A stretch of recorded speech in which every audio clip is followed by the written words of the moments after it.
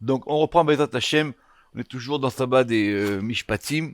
On va continuer ce qu'on a vu la dernière fois à propos de ce qui se passe, de ce dialogue, vous vous rappelez, de Dieu avec l'âme qui descend, l'âme qui réussit pas. Mais pour pouvoir bien comprendre et suivre le texte, je vous répète, c'est un texte très long, d'accord? Donc il faut bien avoir tout depuis le début. Il faut évidemment reprendre ces versets-là, qui sont les versets principaux que ce texte du Zohar nous explique. Et de quoi il s'agit? Évidemment, ce sont les textes dans Parashat Mishpatim, puisque c'est évidemment notre sujet. Il faut répéter 200 fois si nécessaire.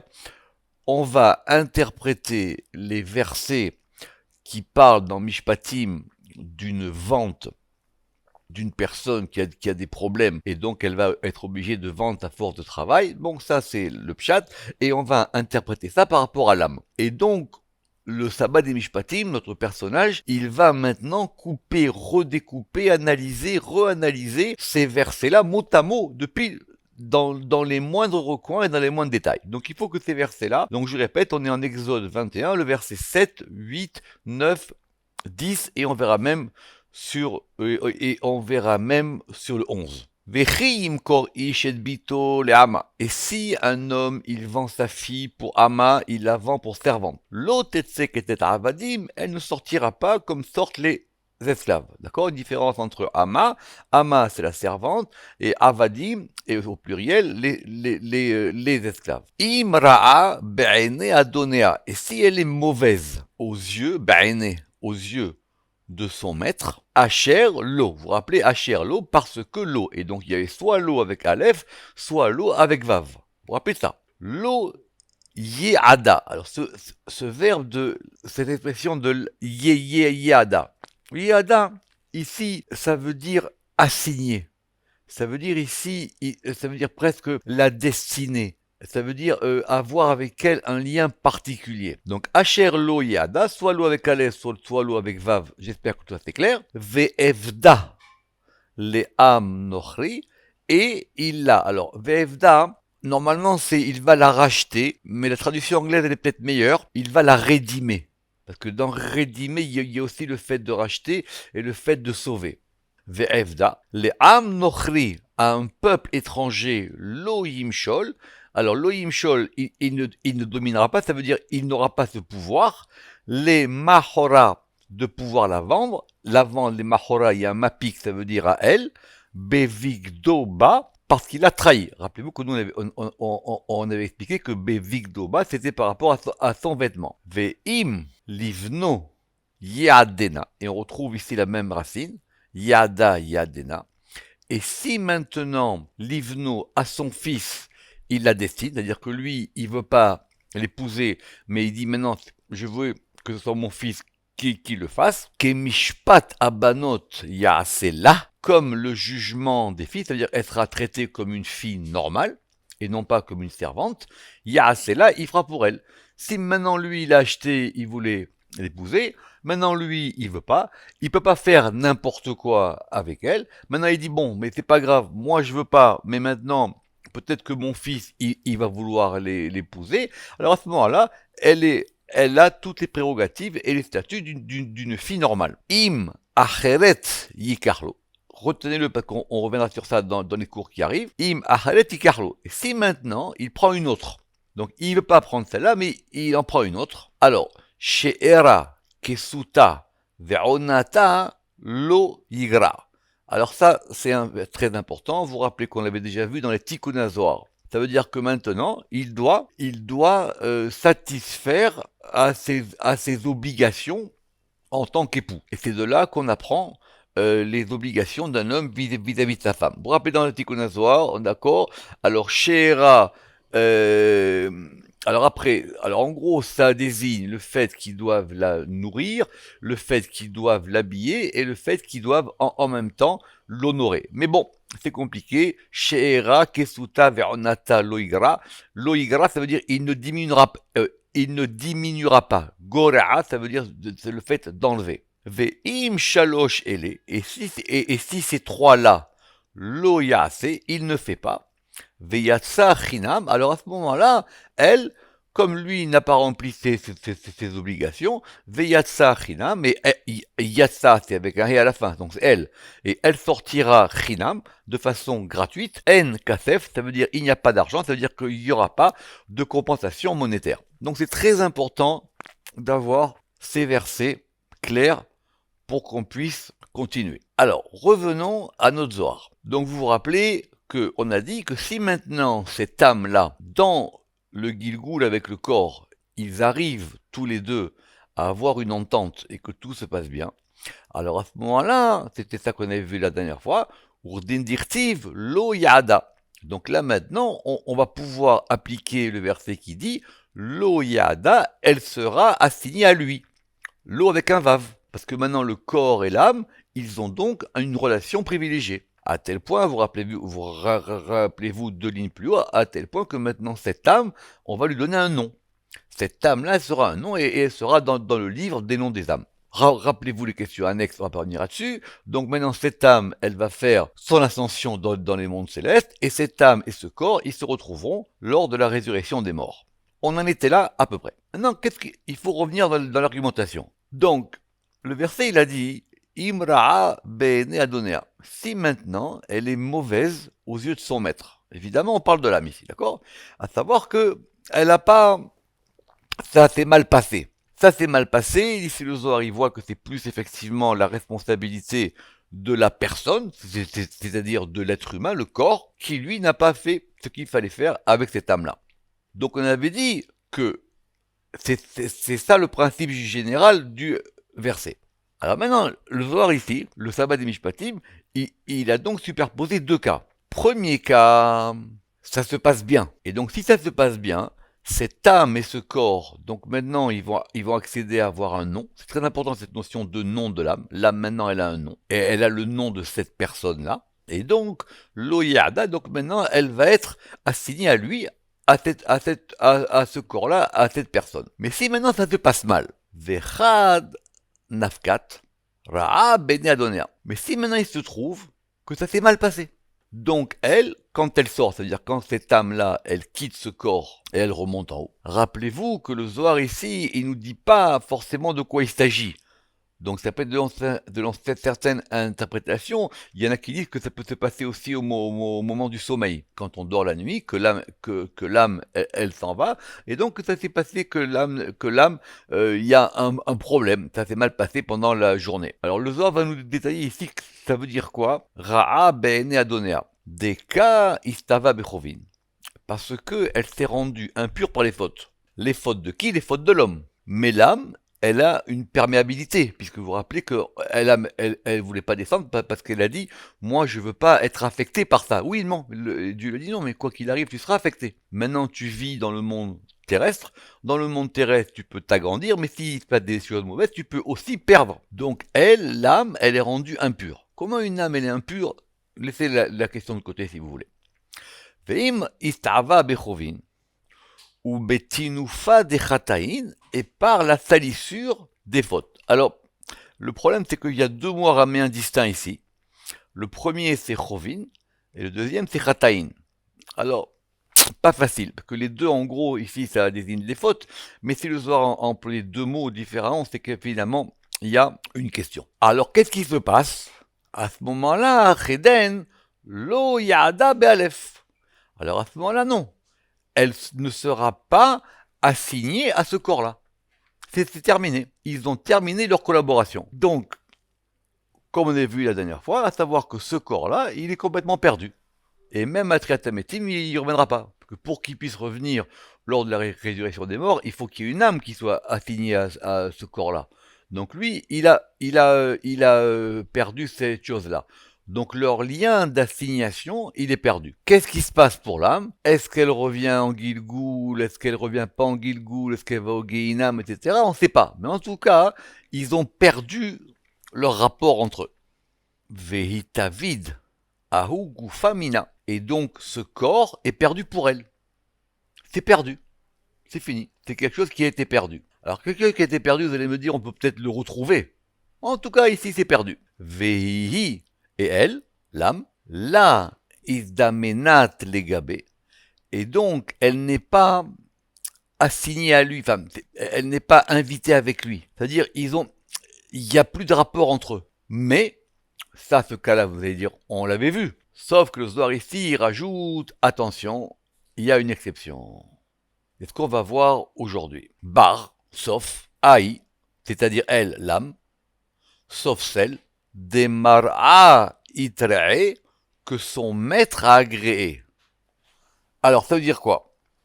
Ça veut dire que ça s'est mal passé, mais quand bien même que ça se passe mal, ici apparemment des mar'a, le maître de l'âme, ça peut être la personne, mais ça pourrait être aussi Dieu. Ça, il faut voir comment on peut lire les deux versions du texte. Et il a dit, attendons, ça peut s'arranger. Pourquoi ça peut s'arranger? Vetav betiufta, des goufaba. Et alors, il est revenu en repentance du corps qui est en elle. Alors, très bonne question. Qui est-ce qui va qui est-ce qui va se repentir? Qui est-ce qui va faire tchouva? C'est le corps, pas elle. Donc la personne, elle peut dire, mais comment ça? J'avais une âme, j'ai fait des bêtises. Maintenant, cette âme, je risque de la perdre. Donc je regrette. Alors, on est parlé de la dernière fois. C'est quoi la teshuva? C'est un grand sujet. Le Zohar ici ne parle pas de ça, d'accord? C'est un grand sujet, la teshuva. Comment ça se fait la teshuva? Est-ce qu'il y a des fautes dont on peut faire teshuva, des fautes dont on peut pas faire teshuva? Est-ce qu'il y a des fautes est-ce qu'il y a des fautes qui empêchent même la résurrection des morts? C'est un grand, grand sujet. C'est pas ça le problème ici. Alors, dans ce cas-là, si maintenant il y a une repentance, si maintenant il y a un retour, que la personne elle dit bon, j'ai fait des bêtises maintenant, donc je veux littéralement sauver mon âme, alors c'est ce que dit le verset. Keden ktiv, alors le verset il a dit vevda. Le verset dit il la fera rédimer. Alors j'ai parlé de ce problème grammatical parce qu'ici apparemment le Zohar il entend à la forme active, il la rédimera.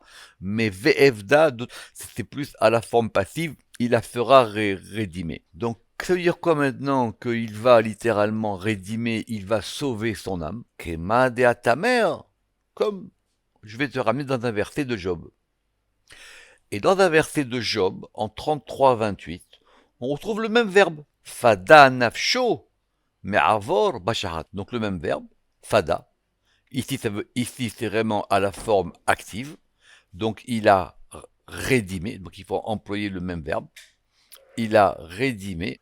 Nafsho, son âme, mais ici c'est évidemment nefesh, mais avor shahat, de passer dans le shahat. C'est quoi le shahat? Le shahat, vous savez, il y a 7 noms pour le Guéhinam. L'un des noms du Guéhinam, ça s'appelle le shahat.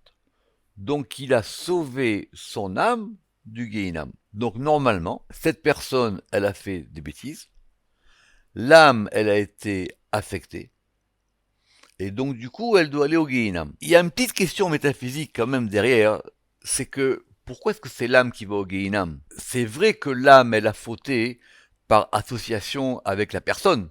Mais maintenant, cette personne-là, normalement, elle est morte. Donc, c'est l'âme maintenant qui doit subir ça. Donc, c'est l'âme qui doit se laver. Parce qu'évidemment, vous savez tous que le Guéhinam n'a pas d'autre but que de laver, que de nettoyer l'âme. Alors, tout de suite, on veut comprendre qu'est-ce qui se passe. Mais si l'âme, elle est déjà elle va aller au Guéhinam, c'est-à-dire que la personne, elle est morte ou elle n'est pas morte? Il faut faire attention dans le Zohar.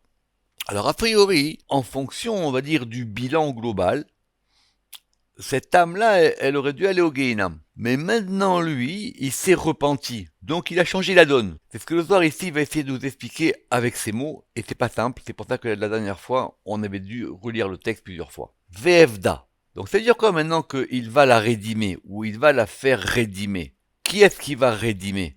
Aïe, celle-ci. Ihu Bevarnash. Celle-ci qui est dans l'homme. Donc cette âme-là, il va la sauver. Maintenant, pourquoi est-ce qu'il la sauve? Des états d'ilé. Parce que il a reçu un conseil. Je vous avais dit, vous vous rappelez que le conseil c'était un nom divin. C'est-à-dire l'homme à un moment il se dit mais ah non, je peux pas laisser la chose comme ça. J'avais une âme extrêmement précieuse. Je peux pas maintenant laisser faire les choses comme ça. Donc il y a quelque chose qui se passe en lui. C'est intéressant que ce Aïta ici, que ce Alsa, en hébreu, que ce conseil, c'est une espèce d'éclairage soudain qui arrive sur la personne. Deifrok là. Alors, Deifrok, normalement, on pourrait considérer que c'est une traduction araméenne de VFDA. Mais bon. Donc il a eu le conseil, maintenant dont le conseil est de la réédimer. Donc il a eu quelque chose qui s'est passé en lui. Il dit non, cette âme-là, il faut que je la sauve. Parce que c'est mon âme.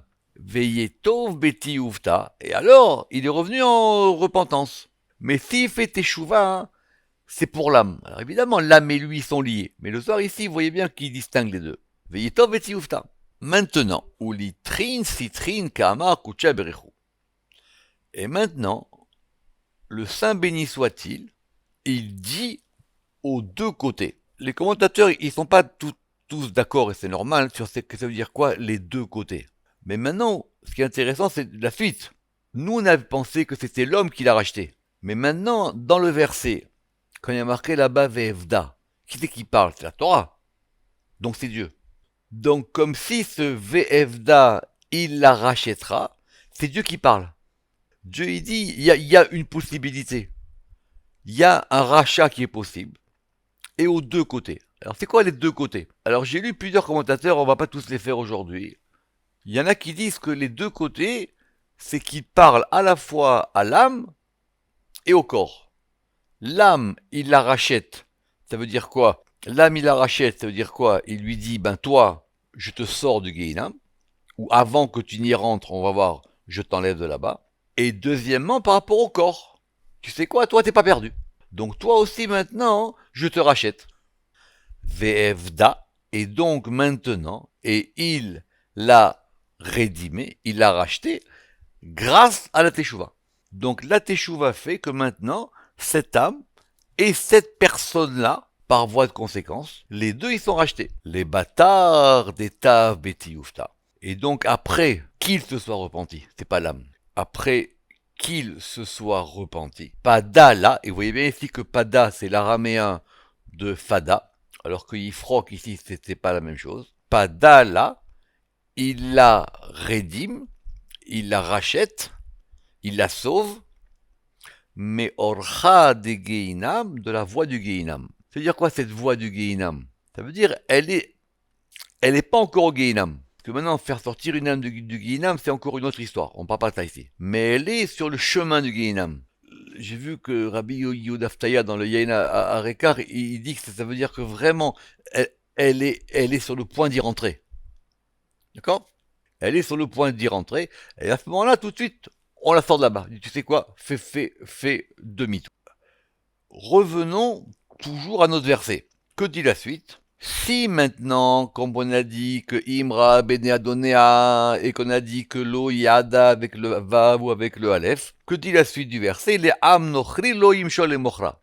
Si lui, il en veut pas, attention, il a quand même pas le pouvoir de la vendre à un peuple étranger. Le Zohar, il veut évidemment faire le parallèle entre l'explication du Pshat qui dit qu'on parle ici de notre cas de la servante et du cas de l'arme. Man am nochri. Ça veut dire quoi ici? Le peuple étranger. Alors, pour ceux qui suivent, n'oubliez pas que cette couche d'interprétation, elle vient se superposer à une qu'on a vue plus haut dans le texte. Plus haut dans le texte, vous vous rappelez qu'on avait vu la question de savoir est-ce que l'âme, elle pouvait être donnée aux forces extérieures. Tout le développement qu'on a vu sur Dieu, est-ce qu'il est roi des nations ou pas. Là-bas, comment on avait interprété les Hamas? Les Hamas, ça veut pas dire qu'elle est servante du corps, comme chez nous. Ça veut dire que plus haut, on avait dit que elle est donnée à Lamed Lamed. Et on avait dit, mais de toutes les manières, les Am Nochri, c'est-à-dire ce peuple étranger, ça représentait des forces du mal. Mais ici, on n'est plus là-dedans. Cette interprétation, le sabbat, il a dit maintenant je vais en donner une autre. Donc on reprend le même verset et on l'explique d'une autre manière. Mai am nochri. Donc ça veut dire quoi ici dans notre cas? Le am nochri. Aluvata i nishmata. Aluvata c'est un très beau mot en araméen et en hébreu. Alouv c'est plus que de la tristesse. C'est de la désolation. Pas au sens de la destruction, mais dans le sens où c'est plus fort que la tristesse. C'est-à-dire vraiment, c'est une grande peine. Donc on est dans lequel cas? On est dans le cas où ça s'est mal passé. Donc maintenant, l'âme, elle quitte ce monde, et elle est désolée. Elle dit quoi? Tout ça pour ça. une vie entière avec telle personne et tout ce qui s'est passé dans une vie pour arriver à ça. Donc l'âme, elle a une espèce d'affliction. Je sais pas comment on pourrait. Elle est affligée. Peut-être que affligée c'est bien pour Louvata. Cette âme, elle est désolée parce que lorsqu'elle quitte ce monde, des kad nafkat mi alma, lorsqu'elle va quitter le monde, ou barnash aste orche baada, et l'homme, il a dévoyé sa voix, mais sa voix à qui? Sa voix à lui. Lui, il a fait des bêtises, mais en faisant des bêtises, il a plongé aussi à elle dans les bêtises. Aste orche baade. Donc maintenant, elle dit c'est fini. Maintenant, moi, je veux repartir en haut. C'est fini, stop. Et qu'est-ce qui va se passer? Donc là, on est en train de parler de cette ascension de l'âme après la mort. Go Mashrayan Kadishin. Tout le monde sait que il y a un midrash à propos de Rabbi Yochanan ben Zakkai. Il a dit il y a deux voies en haut, il y a la voie du Gan Eden et la voie du Guinam, et je ne sais pas de quel côté j'irai. Mais apparemment, avant d'aller là-bas, il y a des espèces de stations, comme ça l'explique le Ramak. Et ces stations-là, elles se trouvent sur les chemins. On va voir ça maintenant. Go Mashrayan Kadishin. Elle veut monter en haut, à l'intérieur de camps saints. Ce sont des campements saints. Bérin, et le soir il donne la raison. Bérin des Mesharian Kadishin Kaimin. Parce que des camps saints se tiennent. Be'aou Orha de Gan Eden, dans la voie du Jardin Eden. Donc c'est pas dans Gan Eden, c'est avant. Donc apparemment, je sais pas, le Rama qui dit que peut-être c'est lié au Echalot, que c'est par là qu'on va inspecter l'âme, qu'on va voir. Mais en tout cas, il y a une station intermédiaire. Ou Macharian Nochraïn, et il y a d'eux-mêmes des camps étrangers. Nochraïn, et c'est là qu'on a notre expression de Am Nochri, la même expression. Kaimin, ils se tiennent. Beaou Orha de Geinam, dans cette voie du Geinam. Donc relisons. Ça veut dire quoi? Les Am Nochri Lo Yimshol les Mochra. Premier pshat, on va tout faire pour qu'elle aille pas dans ce peuple étranger. On va tout faire pour qu'elle aille pas au Geinam. Et on verra la prochaine fois les conditions qu'il faut pour que justement cette Neshama, elle n'aille pas au Geinam. Baruch Adonai Le'olam. Amen ve Amen.